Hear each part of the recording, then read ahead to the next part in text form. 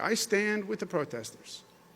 And I think all well-meaning Americans stand with the protesters. It's not an isolated incident.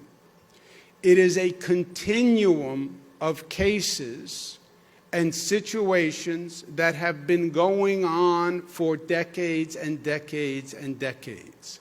These are just chapters in a book.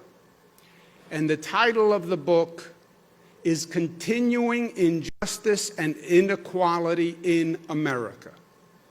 And these are just chapters. The chapters started modern day Rodney King in Los Angeles, 1991. Abner Louima in New York, 1997. Amadou Diallo in New York, 1999. Sean Bell in New York, 2006. Oscar Grant, Oakland, California, 2009. Eric Garner, New York City, 2014. Michael Brown, Missouri, 2014. Laquan McDonald, Chicago, 2014. Freddie Gray, Baltimore, 2015. Antoine Rose, Pittsburgh, 2018. Ahmaud Arbery in Georgia, 2020.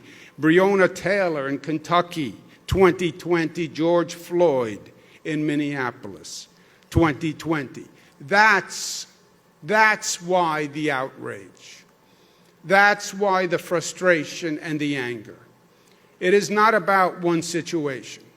It's about the same situation happening again and again and again and again, and seeing the same thing and not learning the lesson.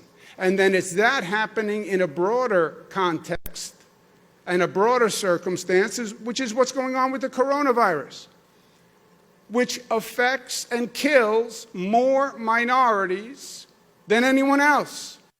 You look around this country and you look at the people who are dying of the coronavirus, it is disproportionate African American people. And it's just a continuing injustice, and that's the frustration and that's the protests. Nobody is sanctioning the arson and the burglaries, but the protesters and the anger and the fear and the frustration, yes, yes. And the demand is for justice. And when the prosecutor came out and said, well, there's other evidence, but I can't tell you anything more than that, that only incited the frustration. Injustice in the justice system. How repugnant to the concept of America. And over and over and over again.